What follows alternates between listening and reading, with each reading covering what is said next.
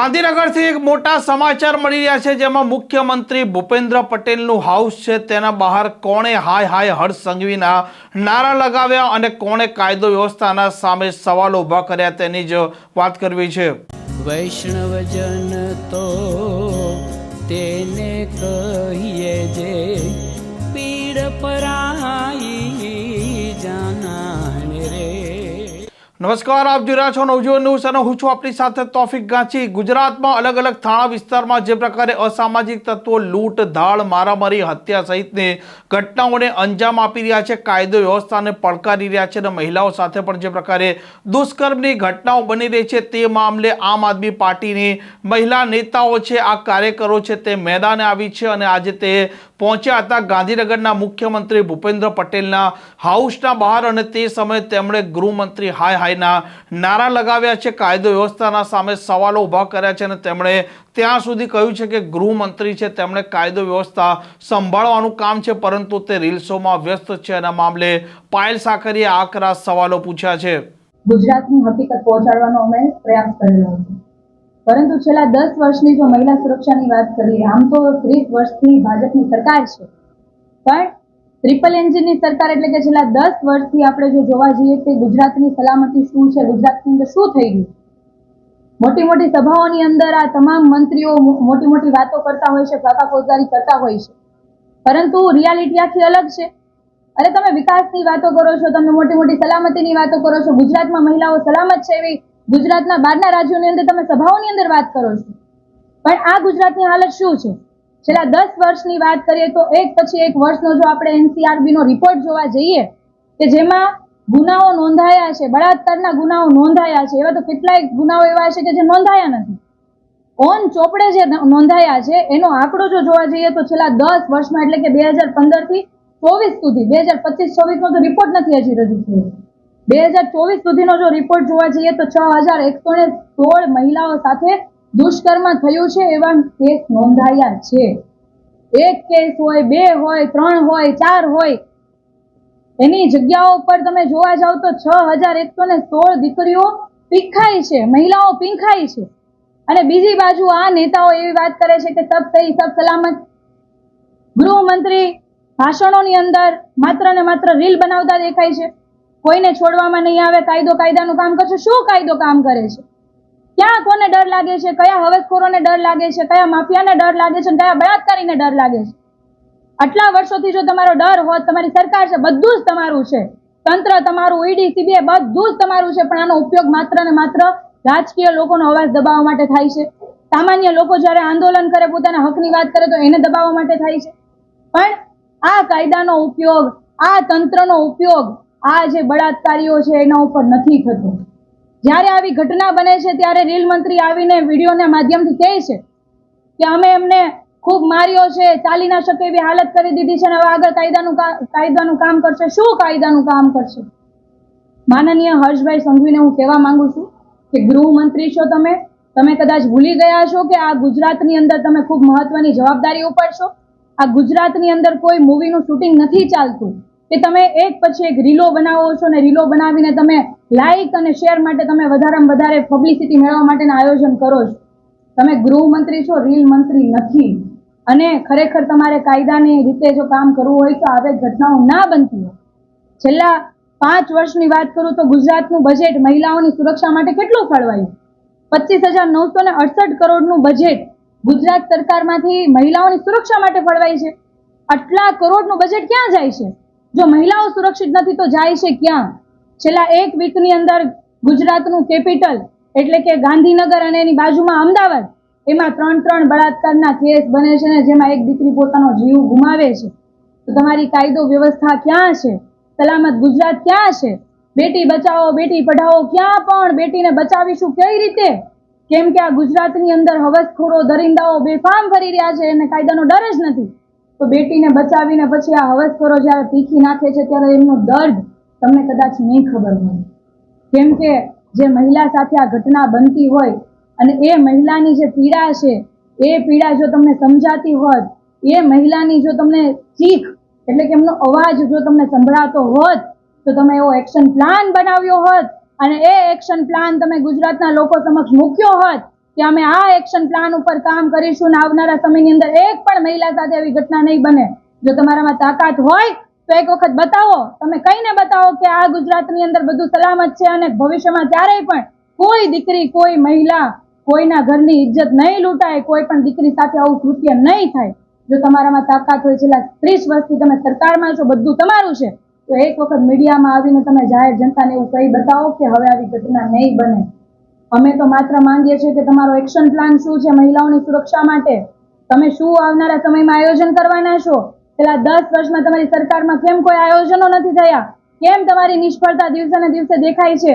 અને તમારી બધાની નિષ્ફળતાના કારણે આ ગુજરાતની દીકરીઓ પીંખાઈ રહી છે અને આનું દુઃખ તમે જોતા નથી, અથવા તો તમે આંખ આડા હાથ રાખી દો છો કે કાં તો તમને કાન આડા હાથ રાખેલા છે જેથી સંભળાતું પણ નથી અને દેખાતું પણ નથી. ભાજપની અંદર પણ કેટલા બધા ભ્રષ્ટાચારીઓ ભર્યા છે, ભાજપની અંદર જ બળાત્કારીઓ ભર્યા છે.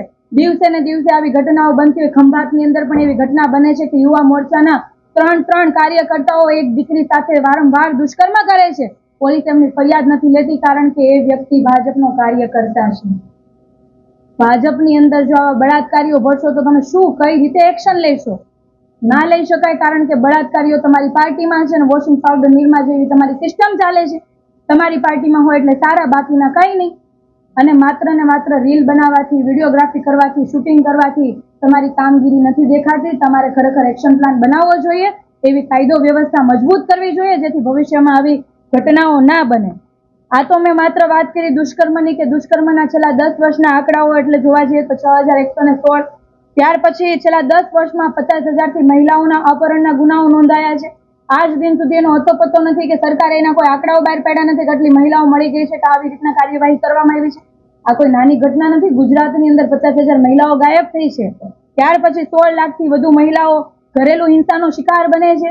ઉત્તર ગુજરાત એટલે કે આ ઉત્તર ગુજરાતમાંથી મુખ્યમંત્રી પોતે બિલોંગ કરે છે અને ઉત્તર ગુજરાતમાંથી ખૂબ જ મહત્વના હોદ્દા ઉપર આપણા ભાજપના ઘણા બધા લોકો એમાં હોય છે, સરકારની અંદર બેઠા હોય છે. આ જ ઉત્તર ગુજરાતની અંદર 18 વર્ષથી નાની દીકરીઓ ગર્ભવતી થાય છે અને એના આંકડાઓ ખૂબ ચોંકાવનારા હોય છે. તો આ તમામ પ્રકારના ઘટનાઓ, તમામ પ્રકારના આંકડાઓ જે સત્તાવાર જાહેર થાય છે, આનાથી ખૂબ ગુજરાતની કથળી ગયેલી પરિસ્થિતિ દેખાય છે અને ગુજરાતની મહિલાઓની જે સુરક્ષા છે એ આમાંથી દેખાઈ આવે છે. ગુજરાતની મહિલાઓની સુરક્ષા બાબતે ના તો ભાજપને ચિંતા છે, ના ભાજપના નેતાઓને ચિંતા છે અને તંત્ર પણ આ ચિંતાઓ કરતું નથી અને એમનેમ જ બેફામ જે રીતના ચાલી રહ્યું છે એમનેમ ચાલી રહ્યું છે. આજે ગુજરાતની અંદર જે પ્રમાણે ચોરી થઈ રહી છે, જે પ્રમાણે હત્યા થઈ રહી છે, જે પ્રમાણે દારૂ વેચાય છે, જે પ્રમાણે ડ્રગ્સ વેચાય છે, આવા અનેક ક્રાઇમ એકદમ નોર્મલ રીતે થઈ રહ્યા છે. એવી જ રીતે આજની પરિસ્થિતિ ગુજરાતની એવી છે, દુષ્કર્મ પણ નોર્મલ આ ભાજપના નેતાઓએ કરી દીધું છે. કેમ કે ગામમાં એક દીકરી સાથે જો કોઈ છેડતી પણ કરતું ને તો હાહાકાર થઈ જતો આખા ગામમાં કે આજે આ દીકરી સાથે આ વ્યક્તિ આવું કર્યું છે, ત્યાર પછી આખું પંચ બેસતું ને એને સજા આપતું. પરંતુ છેલ્લા 30 વર્ષથી આ ભાજપની સરકાર છે તો આમાં લૂંટફાટ જેવી રીતના નોર્મલ થઈ ગયા, ડ્રગ્સ દારૂ નોર્મલ થઈ ગયું, એવી રીતના બળાત્કારો પણ નોર્મલ થઈ ગયા છે. બળાત્કારીઓમાં પણ બિલકુલ પણ એક પણ પ્રકારનો ડર નથી અને દિવસે દિવસે દીકરીઓ પીઠાઈ રહી છે. અને ખૂબ જ દુઃખની વાત એ છે કે જે જગ્યા એટલે કે ગૃહમંત્રીનું હોમ ટાઉન છે, એ ગૃહમંત્રીનું હોમ ટાઉન એટલે કે સુરત, આ સુરત આખા ભારત દેશની અંદર ક્રાઇમ કેપિટલની અંદર બીજા નંબરનું સુરત છે અને બીજી બાજુ ગૃહમંત્રી રીલો બનાવે છે, રીલોની અંદર મોટી મોટી વાતો કરે છે. અમે માત્ર ગૃહમંત્રીને એવું કહેવા માંગીએ છીએ કે કેમેરા ઉપર આવીને તમે દમ નહીં બતાવો, તમારામાં તાકાત હોય તો ખરા અર્થની અંદર જમીન પર ઉતરો ને એ જે બળાત્કારીઓ છે એના ઉપર દમ બતાવી જુઓ તો અમે માનીએ કે તમે ખરા અર્થની અંદર ગૃહમંત્રી છો. રીલ બનાવવાથી ગુનેગારો ડરશે નહીં, તમે કાયદાનો ડર બતાવશો તો ડરશે. અને કાયદામાં ગુજરાત સરકાર અને ભાજપ સરકાર સંપૂર્ણપણે નિષ્ફળ ગઈ છે. હું ગુજરાતના તમામ લોકોને કહેવા માંગુ છું કે જ્યારે કાયદો વ્યવસ્થા કથળી જાય અને જ્યારે નેતાઓ આ બાબતે બોલતા ચૂપ થઈ જાય, સત્તામાં બેઠેલા લોકો જ્યારે આંખ આડા કાન કરે ત્યારે આપણે સૌએ જાગવાની જરૂર છે. ત્યારે આપણે સૌએ આ બાબતે ભાજપના નેતાઓ કે સત્તાધારી નેતાઓને ભાન કરાવવાની જરૂર છે. અમે પહેલા તો અમે પ્રેસ કોન્ફરન્સના માધ્યમથી સરકારનું ધ્યાન દોર્યું હતું કે મહિલાઓની પરિસ્થિતિ ઉપર તમે થોડું ધ્યાન રાખો અને આવી ઘટનાઓ ના બને એના માટેના ચોક્કસ આયોજનો કરો, પરંતુ નજરઅંદાજ કરવામાં આવ્યું. ત્યારબાદ મહિલા મોરચો આમ આદમી પાર્ટીનો મહિલા આયોગમાં પણ ગયો હતો અને મહિલા આયોગમાં ગયા પછી થોડું વધારે દુઃખ થયું કેમ કે ગુજરાતની અંદર ભાજપની 30 વર્ષથી સરકાર છે, પરંતુ ગુજરાતની ભાજપ પાસે એક પણ મહિલા એવી યોગ્ય નહીં દેખાણી કે એમને મહિલા આયોગના પ્રમુખ બનાવી શકાય. એટલે ઘણા વર્ષોથી મહિલા આયોગનું પદ જ ખાલી છે, મહિલા પ્રમુખનું પદ જ ખાલી છે. ત્યાર પછી આવી જ્યારે ઘટનાઓ એક પછી એક બને છે ત્યારે અમારી પોતાની જવાબદારી બને કે જે ગૃહમંત્રી જેમને જવાબદારી કાર્યક્ષેત્રની અંદર આવે છે તો એમના કાર્યાલય પર અમે સુરતની આખી મહિલાઓની ટીમ સાથે ગયા કે આ કાયદો વ્યવસ્થા કથળી ગયેલી છે તો તમારો એક્શન પ્લાન શું છે, ખરેખર તમે શું કરવા માંગો છો, મહિલાઓ ક્યારે સલામત થશે, બેનરોમાં નહીં પરંતુ હકીકતમાં ગુજરાતમાં ક્યારે સલામતી આવશે. તો ત્યારે આજ માનનીય ગૃહમંત્રીએ પોતાની તાકાત પોલીસો દ્વારા બતાવી અને અમને ડિટેન કરી લેવામાં આવ્યા અને પોલીસ સ્ટેશન હજીરાના બેસાડી દેવામાં આવ્યા. ત્યારે આજે અમારી પાસે છેલ્લો માત્ર એક જ રસ્તો છે કે અમે આ તમામ બાબતે ખૂબ જ દુઃખી છીએ અને આ વાત જે મહિલા સુરક્ષાની છે કોઈ રાજકીય મુદ્દો નથી કે કોઈ એવી વાત નથી કે જેના ઉપર રાજકારણ થઈ શકે. અમે માત્ર એટલું ઈચ્છીએ છીએ અને આ વાત લોકોની અને ગુજરાતની હરેક મહિલાની છે અને આ મહિલાની પીડા અમે માનનીય મુખ્યમંત્રીશ્રીને પહોંચાડવા માટે અત્યારે અહીંથી તમામ બહેનો સાથે જઈએ છીએ. આ બહેનો આપણા પ્રદેશના મુખ્ય હોદ્દા પર જે છે એ બહેનો છે, અમદાવાદ ગાંધીનગરના ખૂબ જવાબદાર બહેનો છે. અમે કોઈ પ્રકારનો મોટો વિરોધ પ્રદર્શન કે પછી બીજું કોઈ આયોજન નથી, પણ આજે અમે માનનીય મુખ્યમંત્રીશ્રીને કહેવા માંગીએ છીએ કે તમે જે જાહેર મંચ ઉપરથી કહો છો કે અમારી સરકાર મૃદુ સરકાર છે, સંવેદનશીલ સરકાર છે, તો મહિલાઓ માટેની તમારી સંવેદના ક્યાં મરી ગઈ છે? તમારા મંત્રીઓ એક પછી રીલો બનાવે છે પરંતુ દિવસે ને દિવસે દીકરીઓ પીખાય છે, તેના માટે તમે શું આયોજન કરશો? આ અનેક સવાલ સાથે ગુજરાતની હરેક મહિલાના સવાલ સાથે અમે અહીંયાથી મુખ્યમંત્રીશ્રીના આવાસ તરફ જઈએ છીએ અને આ તમામ સવાલો અમે માનનીય મુખ્યમંત્રીશ્રીને પૂછીશું. આ પ્રકારના સમાચાર માટે નવજીવન ન્યૂઝ ચેનલ સાથે જોડાયેલા રહો. નમસ્કાર.